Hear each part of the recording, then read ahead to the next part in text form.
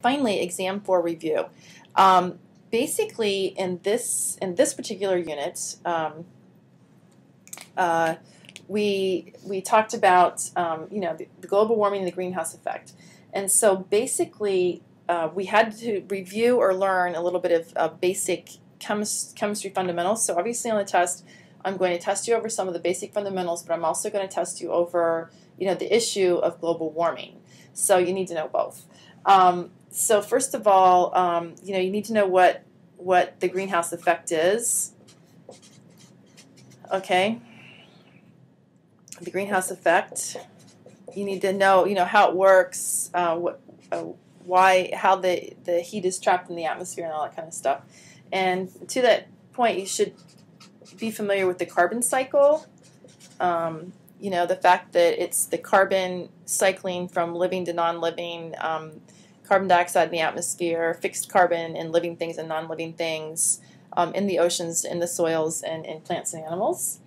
Then the basic chemistry business, we had to learn VSEPR, or this molecular modeling business, which is this concept that the electrons are going to, on the valence shell of the central atom in any molecule, are going to arrange themselves in space as far apart as possible. There's this repelling business going on, and the repelling electrons is going to dictate the three-dimensional shape of the molecule. And you should know the basics of how to predict shape and bond angles for the basic linear, trigonal planar, tetrahedral, and then trigonal planar could also, when you have trigonal planar electronic geometry, you could also have bent if you have one non-bonding pair of electrons. And in the case of tetrahedral, you can have trigonal pyramidal or bent, depending on if you have one or two non-bonding pairs of electrons. All right, so you have to understand the concept behind VSEPR. You have to remember the names of the basic, what we call electronic geometries, or regions, domains of electron density, and then how those map onto the molecular geometries. Okay. If there's no non-bonding pairs on the central atom, the electronic and the molecular geometries are going to be called the same thing. But if there's some non-bonding pairs of electrons, the electronic geometry will be one of the basic three: linear, trigonal planar, or tetrahedral. But the molecular geometry will be different. It'll be what the molecule looks like. So you need to make sure you practice plenty of that.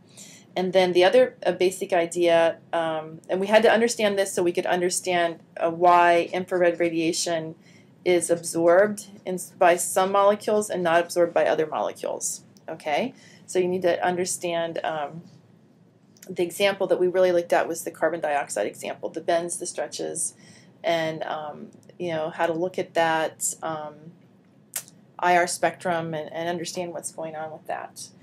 All right, and then okay, and it's absorbed by vibrations in the bonds. Okay, but only if it's asymmetric type of bending or stretching. And so little linear molecules only have what's called 1 degree of freedom, only one stretch, and it's linear. So it can't be in those little nitrogen and oxygen type little linear molecules where both atoms are the same. And then the other thing that as far as basics that you had to learn, or probably just review, and I went over it very, very quickly, but I gave lots of practice. If you can't do molar mass, if you don't know what a mole is or do molar mass, you need to practice some more. Ask your teacher for more practice sheets if you need more practice sheets, but you should be familiar with the mole. You should be able to convert from moles of something to numbers of something. You ought to be able to calculate molar masses, and then from that, the point was to be able to calculate the mass percent of certain elements within compounds. And the reason why we went through all of that is so you could understand in the carbon cycle the difference between, if somebody's reporting the mass of carbon in the atmosphere versus the mass of carbon dioxide, how can you go back and forth between the two, convert between total mass of carbon dioxide or mass of carbon. Well, as long as you understand the concept that the mass ratio is conserved in pure substances, then the mass ratio is the mass ratio, and you can approach it based on mass percent or just simply purely mass ratio. It works out either way. All right, and then so that's all. I mean, that sort of goes over all the basics that we covered this unit. Then the issue. You should also be familiar with the issues of global warming. You should try to understand this concept of modeling and why it's difficult to model when you have so many variables. No, I wouldn't say difficult. Difficult to model when you have so many variables.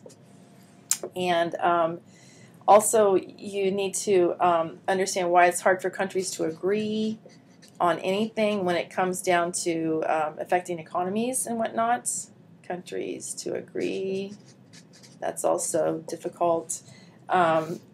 Assessing the risk is also difficult because the models are so difficult.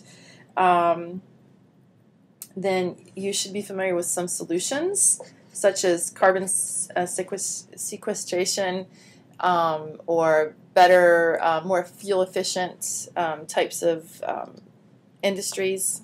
Okay, so be familiar with some solutions and why this whole business is so controversial, and what are some of the bad consequences of global warming.